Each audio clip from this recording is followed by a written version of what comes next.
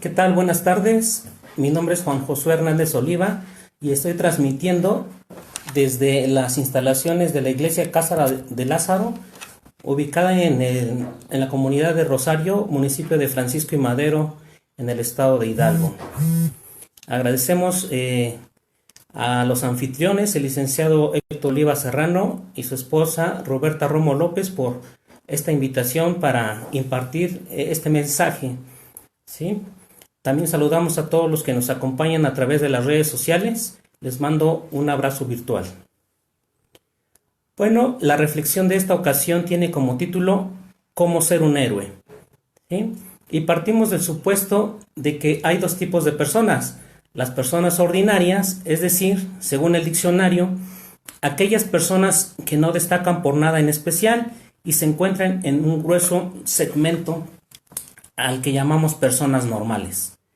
Además, yo agregaría que este tipo de personas también pasan por el anonimato, ya que nadie se acuerda de ellas, o dicho de otra manera, nadie recuerda su legado, ¿sí? Mientras que por otro lado encontramos a las personas extraordinarias, es decir, aquellas que son poco comunes, que salen fuera del orden o de la regla general. Estas personas se distinguen por hacer proezas, es decir, cosas que pocos logran hacer y que son recordados en la historia por el legado que nos dejaron. A este reducido grupo de personas les llamamos héroes. Además, algo que caracteriza mucho a los héroes es que su obra está intrínsecamente relacionada con el beneficio de la colectividad. En este sentido me viene al recuerdo mi abuelo, el finado Isaí Oliva Bisuet, quien ganó una porción de terreno porque le compuso el corrido de las Aguas Negras al licenciado Javier Rojo Gómez, gobernador del estado de Hidalgo, y le compuso esta canción ya que este gobernador hizo las gestiones para que llegaran las Aguas Negras a esta región donde vivimos. Este gran suceso trajo como consecuencia que se activara la economía agrícola y ganadera en esta región, trayendo un crecimiento económico y por ende una mejora sustancial en el nivel de vida de las personas, ¿sí? de las que habitamos este gran valle de Actopan, ¿sí? Luego entonces podemos considerar que el licenciado Javier Rojo Gómez es un héroe para nosotros, pues mejoró la vida de nuestros abuelos, la vida de nuestros padres y por inercia la vida de nosotros, ¿sí? Hasta aquí les quiero hacer una pregunta. De niño, ¿quién era tu héroe favorito? Escríbelo por favor aquí en el área de comentarios. Bueno, continuemos, hagámonos la siguiente pregunta. ¿Los héroes nacen o se hacen? ¿Sí? Yo creo que ambas aseveraciones pueden ser verdaderas. Sin duda hay personas que nacen con cualidades distintivas. Por ejemplo, el héroe del que vamos a hablar el día de hoy se distinguió desde su nacimiento porque era muy hermoso y esto auguró a sus padres que sería un hombre grande y destacado. Pero por otro lado, este hombre, para llegar a ser el héroe que fue, tuvo que pasar por un largo proceso de preparación, ¿sí? Entonces, tenemos que ambas cosas son verdaderas. Este sermón lo he estructurado en tres partes. En la primera vamos a analizar un modelo que nos ayudará a entender cómo surgen los héroes. En la segunda parte vamos a ver cómo este modelo encaja perfectamente bien con la vida de Moisés, el libertador de Israel. Quizás él es el mayor héroe que ha tenido esa nación. Y finalmente les compartiré una reflexión del por qué todos nosotros estamos llamados a ser héroes. Esto es porque el mundo los necesita. Bueno, entremos con la primera parte, que es el modelo sobre cómo surgen los héroes. Entonces, no vamos a inventar la rueda, ¿sí? No vamos a reencontrar el hilo negro. Ya hay quien ha propuesto un modelo sobre cuál es el camino que se sigue para tener un héroe.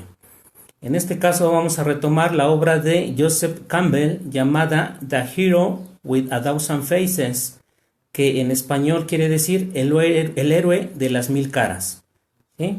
Este libro fue escrito en 1949 y fue traducido para México por la autora Josefina Hernández y publicada en el Fondo de Cultura Económica en 1959. En este libro se nos explica en general las fases por las que transita un héroe. Son tres, ¿sí? La primera es la partida.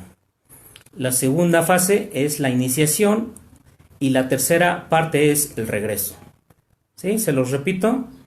Las tres fases por las que pasa un héroe son 1, la partida, 2, la iniciación y 3, el regreso. Y cada una de estas fases se divide también en otras etapas, las cuales abordaremos a continuación. Empecemos por la partida, ¿sí? La partida tiene una primera etapa a la que le podemos denominar el llamado a la aventura. Ajá. ¿En qué consiste este llamado a la aventura? Es cuando el héroe comienza en un estado de normalidad. Es decir, que primero el héroe tiene una vida ordinaria, es una persona que vive su vida de manera normal. Sin embargo, en un momento de esa vida, él descubre algo que le llama la atención, algo que él podría hacer, pero que le requiere ir más allá de su vida cotidiana. Ajá. Por eso es que surge la siguiente etapa que se denomina la negativa al llamado, ¿sí? En la cual este héroe en potencia se da cuenta que ir en pos del llamado implica salir de su zona de confort, ¿sí? Y entonces él se autoformula una serie de argumentos, razones, o podríamos decir pretextos, por los cuales él no se cree capaz de cumplir con ese llamado. La inseguridad, el miedo, el enfoque en las debilidades propias son algunos de los aspectos a los que se enfrenta este héroe. La siguiente etapa se llama la ayuda sobrenatural. Aquí interviene una fuerza mayor, una deidad que estimula al héroe en potencia a aceptar el reto. ¿Sí? O sea, le están dando una ayudadita.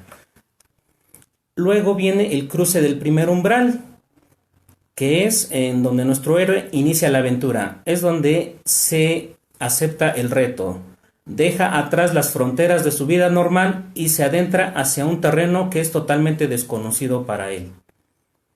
Y después tenemos la etapa que se le denomina el vientre de la ballena, ¿sí? Esto nos recuerda a un pasaje bíblico del profeta Jonás, el cual fue tragado por una ballena y que simboliza que nuestro héroe debe de morir al yo, es decir, debe de abandonar sus intereses personales a cambio de un bien superior que tiene que ver con el bienestar de las demás personas.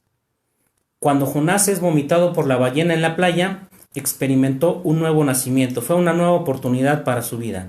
De esta manera, el sentido de la vida del héroe cambia radicalmente, deja atrás su vida ordinaria y se compromete a una nueva misión. Es decir, sucede una muerte al yo y un renacimiento al servicio de las demás personas. ¿Ok?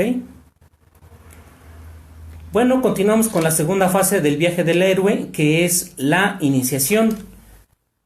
Y bueno, la iniciación comienza con las pruebas, ¿sí? Que son una serie de dificultades que debe de atravesar el héroe. Estas pruebas, la finalidad que tienen es pulirlo, lo van a templar y van a formar su carácter. Y van a mostrar de qué está hecho este héroe. Por supuesto que todo esto le dejará un gran aprendizaje, el aprendizaje necesario para su formación. Para esto se debe de apoyar siempre el héroe en los consejos de la ayuda sobrenatural, ¿sí?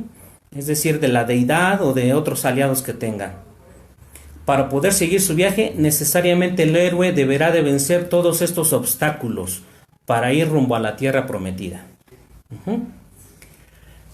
Luego viene el encuentro con la deidad, ¿sí? Es una experiencia con lo superior, con la mayor fuerza del universo, y sucede en un lugar especial, por ejemplo, en el extremo de la Tierra, en un punto central del cosmos, en un tabernáculo, en un templo o en la parte más profunda de nuestro corazón. Ajá. Es una experiencia sin precedente como la experimentada por los apóstoles en la transfiguración de nuestro Señor Jesucristo. ¿Sí? Bueno, ¿qué más viene? Después viene algo que se le llama la mujer tentadora.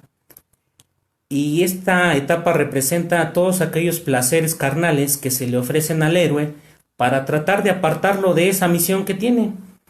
Buscará que abandone aquello para lo cual fue llamado. ¿Sí? O sea, va a ser una piedra de tropiezo en el camino para el héroe. ¿Sí? Después viene lo que le llama este autor la reconciliación con el Padre, que consiste en un momento de despertar del héroe, un momento de iluminación. Consiste en la apertura de los ojos del alma, en que llega a comprender perfectamente el cosmos. Ajá. Posteriormente surge la apoteosis. Es cuando el héroe ha muerto a sí mismo para vivir en espíritu. Entra en un estado de conocimiento divino, de plenitud del amor, de la compasión, de la paz y de la felicidad. El héroe se da cuenta que lo eterno se encuentra dentro de él y que él es parte de lo eterno. Aquí nuestro héroe se ha formado y está listo para dar sus frutos, pues ha recibido un don especial. Bueno, vámonos a la tercera fase, que es el regreso, ¿sí? Se nos dice que el héroe debe de regresar al mundo ordinario. Su misión ahora es conservar esa sabiduría adquirida, incorporar dicha sabiduría en la vida humana y encontrar la manera de compartirla con el resto del mundo, ¿sí? A menudo el héroe que regresa experimentará una incomprensión de parte de la sociedad. Para la mayoría de las personas que se sienten muy a gusto con sus banalidades de la vida, no encontrará nada interesante en la bienaventuranza trascendental, ¿sí? Así, el gran poeta o el profeta pueden sentirse a sí mismos haciéndole al tonto ante un jurado de personas sobrias, ¿sí? Porque estos no comprenden lo trascendental, ¿sí? Por ejemplo, en la vida de Noé, ¿sí? No se le creyó a él que fuera a venir un diluvio. ¿Por qué? Porque la Biblia dice que en esos tiempos no había lluvia, sino que venía un vapor por la mañana que era la que cumplía esta función de regar las plantas. Entonces no se conocía la lluvia, viene Noé y les habla de que va a venir un diluvio, pues nadie lo creyó, lo tomaron de loco. La gente no tenía esa visión que tenía Noé, ¿sí? Entonces, aquí vemos que se enfrentan algunas dificultades cuando regresan. Sí, por eso el hombre debe de acostumbrarse a vivir en dos mundos. Por un lado, el mundo espiritual al que él ha llegado a encontrar, pero también en el mundo común y cotidiano, ¿sí? En resumen, todos nosotros podemos encontrar un poder dentro de nosotros, ¿sí? Si nos tomamos el tiempo de buscarlo. ¿Ok? Bueno, para interactuar un poco contigo, te quisiera preguntar quién es tu héroe favorito en la Biblia. Podrías escribirlo aquí en el apartado de comentarios. ¿Ok? Bueno, vamos a pasar a la siguiente etapa de nuestra charla, que es Moisés el héroe. Voy a ver cómo este modelo encaja perfectamente con lo que experimentó Moisés. ¿Sí? Dice primero que para ser un héroe necesitamos una motivación, ¿sí?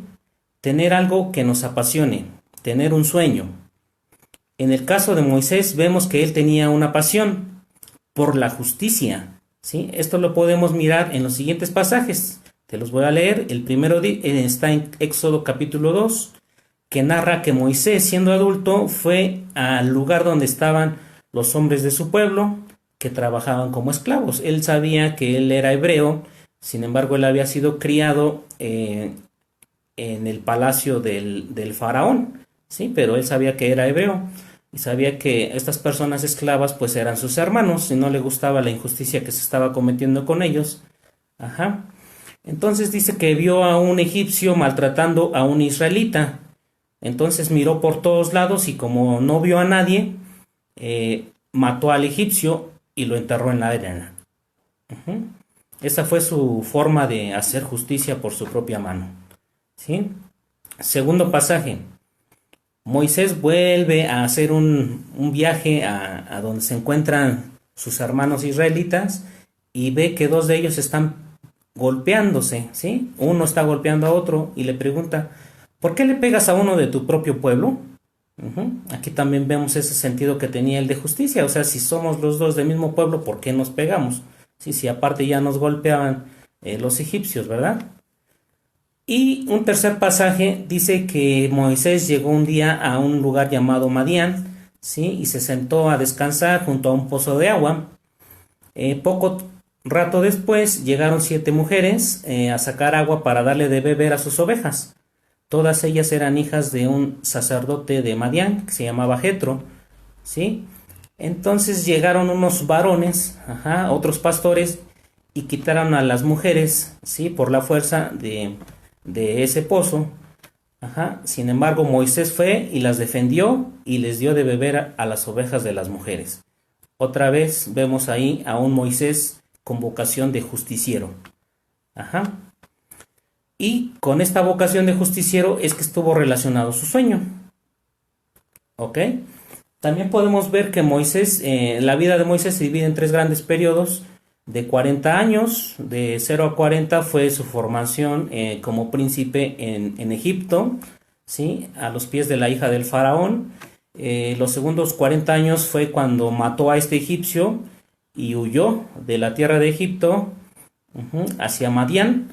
Y allá estuvo 40 años, encontró una esposa y tuvo hijos y era el pastor de las ovejas de su suegro Jetro. Así pasó 40 años y los últimos 40 años, es decir, cuando tenía de 80 a los 120, él fue cuando cumplió este llamado a ser el libertador del pueblo de Israel, de la esclavitud que sufrían con Egipto y los llevó a la tierra prometida.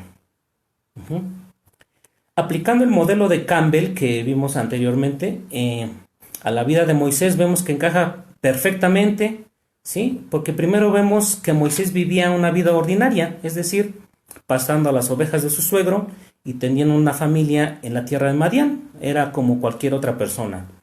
En el capítulo 3 del libro de Éxodo se narra el llamado a ser libertador, cuando Dios le dice, yo soy el Dios de tus antepasados, yo soy el Dios de Abraham, de Isaac y de Jacob. Yo sé muy bien que mi pueblo Israel sufre mucho porque los egipcios lo han esclavizado. También he escuchado sus gritos pidiéndome ayuda y he visto que sus capataces los maltratan mucho. Por esto he venido a liberarlos del poder de Egipto. Los voy a llevar a una región muy grande y rica, a tierra que fluye leche y miel. Le dice a Moisés, ven por tanto ahora y te enviaré a Faraón para que saques de Egipto a mi pueblo, a los hijos de Israel. Entonces aquí identificamos el llamado de Moisés. Y enseguida viene la negación al llamado, ¿sí? Porque ¿qué es lo que le responde Moisés a Dios? Le dice lo siguiente, ¿quién soy yo para que vaya a Faraón y saque de Egipto a los hijos de Israel?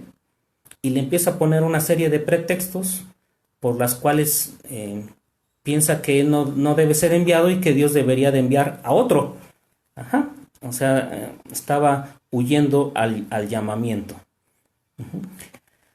Pero también identificamos dentro del modelo esta parte de la ayuda sobrenatural, porque Dios le dice al final, ve, porque yo estaré contigo. Y así fue como sucedió. Después vemos la parte de la iniciación en Moisés. Vemos que Dios lo convence a través de una serie de señales sobrenaturales, ¿sí? De unos milagros que sucedieron ahí, y lo convenció. Y Dios le dio una vara con la cual le dijo que haría las señales con las que libertaría al pueblo de Israel. Es decir, sin duda Moisés tuvo un encuentro con Dios. En ese se encontraba, que es el monte Horeb, o llamado también el monte de Dios. Esa fue su iniciación, un encuentro personal con Dios que lo cambió, que lo convenció y que le dio una misión, ¿sí? Para su vida. En el capítulo 4 de Éxodo se narra el proceso de regreso, ¿sí? La tercera parte de nuestro modelo, ¿sí? Dice que Moisés le platica a su suegro Jetro la misión que va a emprender. Tomó a su mujer, tomó a sus hijos y los puso sobre un asno y volvió a la tierra de Egipto a cumplir con su misión. Tomó también la vara de Dios con la que hizo todos esos milagros en su mano, ¿sí? Entonces, en la vida de Moisés queda de manifiesto la dificultad que tienen los héroes para moverse en dos dimensiones, el espiritual y el ordinario, ¿sí? Porque por un lado se narran las experiencias divinas que tuvo Moisés con el gran yo soy. En el Éxodo capítulo 34 se narra que al descender Moisés del monte Sinaí con las dos tablas del testimonio, la piel de su rostro resplandecía después de haber estado con Dios. ¿Sí? Aquí vemos la parte de ese mundo espiritual que ya domina el héroe, ¿sí? Pero por otro lado tiene que convivir o lidiar con un pueblo que no tenía la misma visión que él, que no miraban hacia lo trascendental, tal como lo narra el modelo de Campbell en su libro. Y continuamente estas personas a las que él lideró se quejaban, decían que se querían regresar a Egipto a seguir siendo esclavos, en lugar de ir en pos de la libertad, en pos de esa tierra prometida. En el libro de Éxodo capítulo 14 narra que cuando los egipcios persiguieron a los israelitas y se les acercaron mucho, ¿sí? Ya estaban a punto de alcanzarlos, le dijeron a Moisés: ¿por qué nos sacaste de Egipto? ¿Por qué nos sacaste a morir al desierto? ¿Acaso no había en Egipto lugar para enterrarnos? ¿No te dijimos que no nos molestaras y que nos dejaras trabajar para los egipcios? Hubiera sido mejor seguir allá como esclavos que venir a morir al desierto. ¿Sí? Esta es la concepción que tenían la gente ordinaria, ¿sí? Queriendo regresar a ser esclavos, a ser maltratados, ¿sí? Mientras que la visión del héroe es llevarlos a la libertad, a una tierra mejor, donde había una producción sobrenatural de alimentos, ¿sí?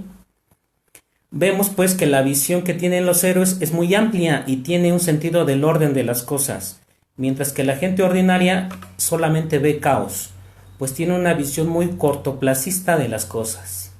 Es algo con que los demás héroes o que todos los héroes deben de lidiar para el cumplimiento de su misión, ya que sin duda para este cumplimiento de su misión siempre estarán rodeados de personas, ¿sí? Bueno, vamos a hacer una tercera pregunta aquí para interactuar. Les pregunto, ¿cuántos héroes se mencionan en el capítulo 11 de la carta a los Hebreos, que se llama Los héroes de la fe? No te vayas al capítulo, trata de aquí de atinarle, adivinar cuántos héroes se mencionan en ese pasaje. Y lo escribes aquí en el apartado de comentarios. Ok, pues vamos a la sección final de este mensaje, que es ¿cómo aplico esto a mi vida? ¿Sí? Y empezamos con esta pregunta: ¿el mundo necesita héroes? Por supuesto, nuestro mundo tiene grandes padecimientos que solo pueden ser resueltos por grandes héroes. ¿Cuáles son estos grandes padecimientos del mundo? Te voy a mencionar algunos. Por ejemplo, el hambre, ¿sí? Hoy en día es contradictorio que estemos con el mayor potencial para crear alimentos en el mundo debido a la innovación tecnológica y que paradójicamente estemos o tengamos el mayor número de personas con hambre en la historia de la humanidad, ¿sí? Hay economistas que miden la riqueza por el tamaño del plato que tenemos en la mesa las familias. En algunas economías del mundo las familias tienen hasta 2 platos en cada comida, ¿sí? Mientras que en otras partes del mundo hay personas que no tienen nada que comer.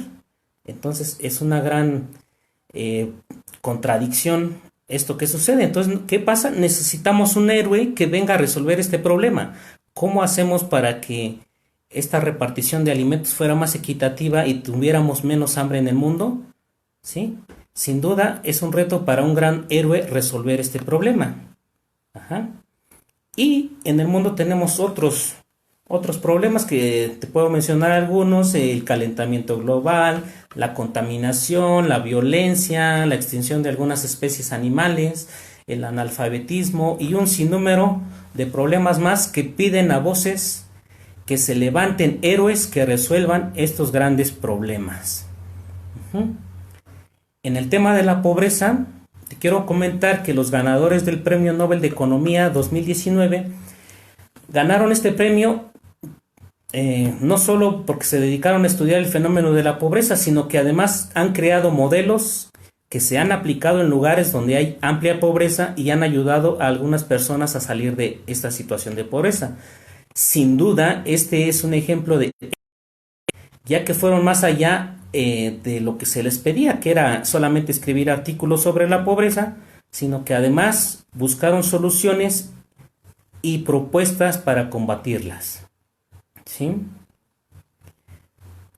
Sin duda, esta academia sueca ahora está premiando más a aquellas personas que su legado tenga un impacto social positivo.